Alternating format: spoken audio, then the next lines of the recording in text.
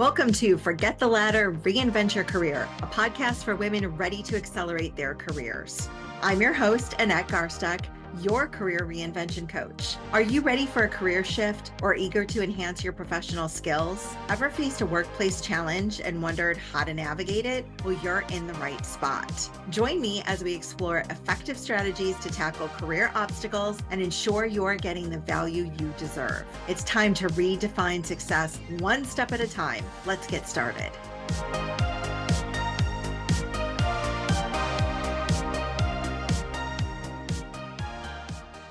Welcome to Forget the Ladder, Reinvent Your Career.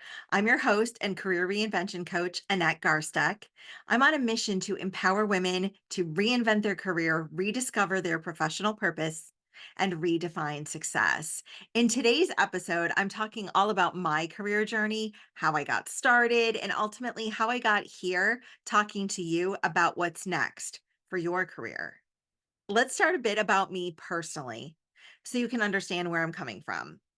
Gen Xer here. I'm the oldest child in my family. I am a raging extrovert, if that's a thing. And I'm an obliger when it comes to the four tendencies. If you haven't taken that quiz, you totally need to. I'm a campaigner on the 16 personality scale. I grew up and still live in Northeast Ohio, and I love it here most of the time, except for when it's winter. And I love supporting women-owned operations and cheering on fellow women. So hopefully you are one of those things on the list too and ready to follow along. It may not surprise you that I started my career young. So step back in the Wayback Machine with me. I officially started working after taking the American Red Cross babysitting course. Did you take that too? I was 12 or 13 at the time, I think. I remember taking it at a local high school, and I had so much fun. I'd watch kids in the neighborhood, my cousins, and then I landed a regular assignment with a very nice family near my high school, and I watched those two sweet little baby sisters all through my high school years. And it was a really good time. And I became a barista after that. There was a local coffee house here in Northeast Ohio called Arabica. And I worked there through high school and actually through my early college years.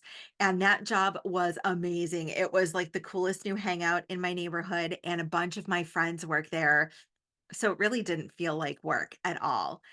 And then I started college at Kent State, where's all my golden flash is at. I continued to work at Arabica during breaks, and I caught another break after that when one of my high school friends' mom worked at a Kelly Services office and placed me in corporate offices during my college breaks. So I spent one very cold winter in the basement of an office, freezing in front of like a huge list or like line of windows, and I was answering phones. So it was so cold. It was so dark down there after the sunset, and it was a really great experience. Hopefully they would say that about me too. I think they would. But I did what I could to make a positive first impression. I was showing up on time, I was learning, I was asking questions when appropriate. And I was actually asked back after the spring break. And then I also stayed and filled in for a job share during a maternity leave. So that was a couple days a week when I wasn't in school. And I worked as a contracted employee for this big telecom company for 3.5 years. I filled in a wide variety of roles. At one point, I was like processing payroll for the entire state for this group of individuals. It was a really great experience. And ultimately, I got hired in. So I worked at this big Fortune 50 telecom company for a total of 8 years. And I thought for sure that I would stay in that firm until I retired. Let me tell you, the day I figured out that wasn't going to be the case. So I had won a President's Club trip as a sales manager. And this was already, I think I was on my second promotion with them. Um, and I had a sales team that did really well, and I had won a trip to Hawaii as recognition for what my team had achieved. So thank you to all those people on that sales team. You know who you are. Um, and after I got that announcement that I won the trip, about 2 weeks after that, right, I got my first buyout notice. Now, I don't know if you've ever worked for a company that's given buyout notices before. Um, It was ridiculous. It was essentially an email that was sent to me at work and said, "Hey, this is how much your service is worth to us. If you were to walk away from this company today, it is worth X amount of dollars."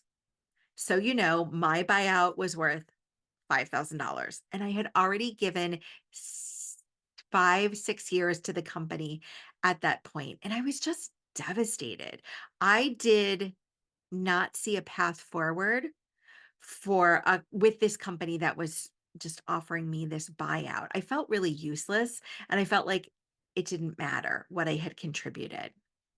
So that's when I figured out that I needed to find a way forward in my career that did not have this big telecom company as a big piece of that picture. I started to figure out what was I supposed to do to make a move here? And the internet then was not what the internet is now. And one of the challenges that I ran into at the time is all of the experienced folks that had been promoted or made moves didn't really talk about how that happened for them. They really played their cards close to the vest, and or a lot of the people that were in long-term jobs were baby boomers that had that mindset that I also had at the time, which is you start for a company, you work there, and then you ultimately retire from them.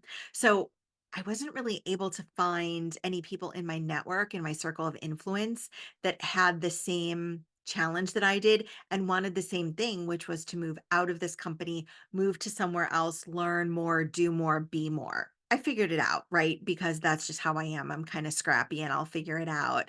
And so when I started exploring my options, I was answering questions like, what would a valuable resume look like? How would I interview and present myself in the best way during an interview? How would I demonstrate that I had grown in my career from where I started as a contract or temporary hire into a full time hire that had been promoted about 3 times before I moved on? So looking back, I see that my career path or plan was never going to be linear. But you don't know that, right? When you start in your career, you have no idea that it's not going to be linear. It's going to be this up and down, or it's going to be this jungle gym, or it's going to be this circle or a spiral. It's going to be a lot of different things. I know that now. I didn't know that then. And I hope you know that your career is what you make of it. Your career is what you want it to be. It doesn't have to go along with anybody else's preconceived notion of what it should look like. There's a few things that I actually do believe. I do believe that there's plenty of room for everybody at the top. And I do believe that as you get more experienced, you have a responsibility to reach back down or to the side, and you have the opportunity to pull people along the journey with you. And that's what I share with my clients, right? Is that you are the one in charge of evaluating what's next for you in your career. So I did ultimately leave the telecom industry. And about 3 months prior to this was such lucky timing, the Number Portability Act. You don't even know what that is. You don't even need to know what that is. I'll tell you what it is, though. It was the first time that small business accounts were able to take their landline number and put it on a cell phone. And so I knew that was going to transform the business that I was in. Not everybody else saw it my way, but I left the company in December. And then by the following February, so 90 days later, my whole business unit had been disbanded. Had I not left when I did, I would have actually lost my job. So I'm so grateful that I had an opportunity to leave on my own terms instead of letting that decision be made for me. It's amazing. I'm so, so, so happy that I did that at the time. I forgot to tell you that all along this non traditional work journey, starting as a temporary and moving on to a permanent hire, then leaving the company I thought I'd retire from, I was also getting my education, but in a non-traditional way. You see where this is going, right? I don't have a traditional linear career and I don't have a traditional linear education either. So I was working for the telecom company, and the reason I went with them full time is I had a really big change in my personal life and I had to leave school for a semester to help deal with that. That's a whole nother story that I'm sure I'll tell you at a later time. But what it did allow me to do was go back to school part time, working full time, but leveraging my tuition reimbursement benefits. Oh my gosh, it was amazing. So to take a class at a time meant that my learning career was slow, but it also meant that I had a lot of assistance paying for that. I didn't have the big burden of student loans. And I really encourage you to look for tuition reimbursement benefits when you're searching for your next opportunity. And then I also had a location move during that time. So from living in the Kent/Akron area, moving back to Cleveland, I also switched universities. Can I give a huge shout out to Kent State University and John Carroll University for really helping me in my non-traditional student path and helping me graduate in only 13 years with my undergraduate degree. I know you're jealous of that. Is your current role that you've been in for over a decade making you feel stuck, like waiting on a dial-up connection to send an email, leaving you questioning why you didn't switch providers sooner? It's me, Annette Garsteck, your career reinvention coach. If you're ready for a career transformation, you've arrived at the right destination. I'm here with Reinvent Your Career. Instead of being stuck, you will launch a strategic and focused career makeover aligned with your values and land a role that acknowledges your strengths. Head over to AnnetteGarsteck.com and book your free strategy call. Your dream job is waiting for you to take the first step.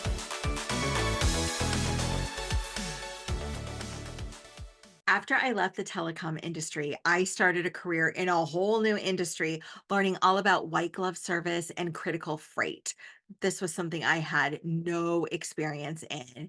And was it a very interesting experience? Yes, it was. I'm very grateful for the time meeting wonderful people and for learning all that I did. For example, I got to help move a lot of the freight that helped people during Hurricane Katrina, and help them come out of that. So it was a really interesting experience, a lot of learning by fire, learning by doing, but I'm so grateful, and I really think that experience was invaluable to my career. What I did learn as a big lesson during this time was to be cautious about when I was saying yes.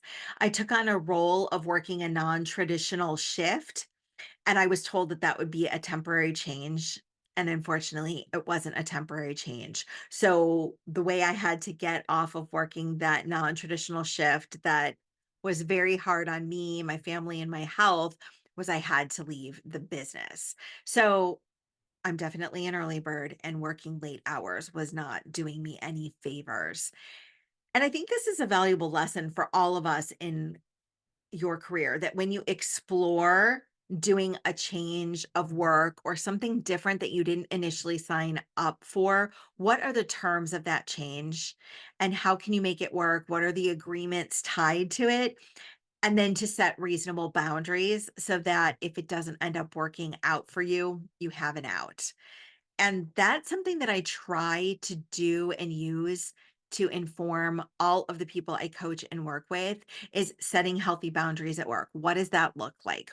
What hours are you working? How are they supposed to reach you after hours?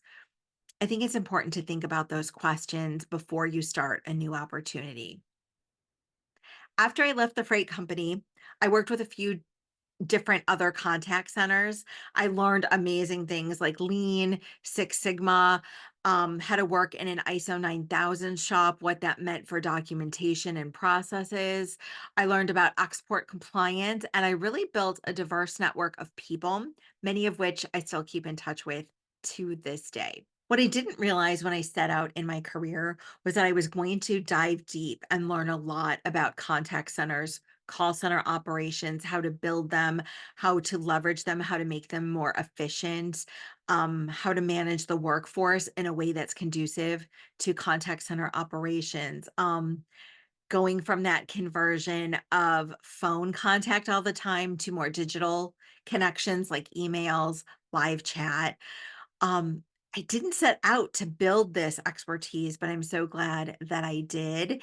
And customer service contact operations are just so much more than training people to be really good with customers. And what that expertise led me to was managing a contact center for a very large retail operation. My staffing would be as high as 70 to 75 people during the holiday peak period. And I did a lot of outsourcing, staffing, temporary to permanent staffing. And that really had me feeling that like full circle moment, right? Because I started my career as a temporary or a contract hire, and later I was hired on permanent. So it was a really easy change for me to make for my team that I was hiring in for because it just made so much sense. They get to try on the company for size, the company gets to make sure that that person's the best match for the role. And it really was a very effective way to have people come in, start, and then get a decent size raise and promotion after their first 90 days. I'm really proud of the work that I did there. And also during this same time, I started going to school for my MBA. And don't worry, it didn't take me as long as my undergrad. It only took me 5 years to earn my MBA degree from Baldwin Wallace University. I left retail customer service for healthcare, and not just any firm in healthcare, but a big, well organized operation in Northeast Ohio. I ran into some challenges there that I had not experienced earlier in my career, not even working for big Fortune 100 organization. I was really starting to question some leadership styles that I was seeing, and it wasn't my immediate leader, but it was the leaders above us. And I was really, really questioning what was next for me. But it's okay. I learned really hard about advocating for myself, getting what I can for the teams that report to me. And I also learned about things aren't always the way you want them to be, right? It was a little bit of disappointment mixed in with how am I going to manage this disappointment and do what's right for me, what's right for my team members. Mainly the lesson I learned is that some people will not support the just workplace you're trying to create for those who deserve it, which is everybody. Sometimes we find ourselves in a work or a professional situation that we didn't intend to be in.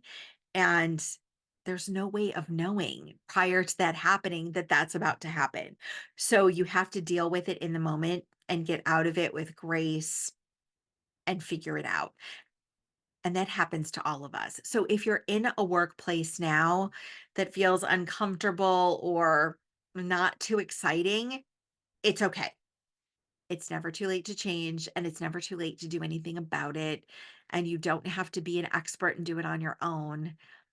There's definitely people that will support you and guide you through. So I left that job at the big healthcare organization without a backup plan, and that was the summer of 2015.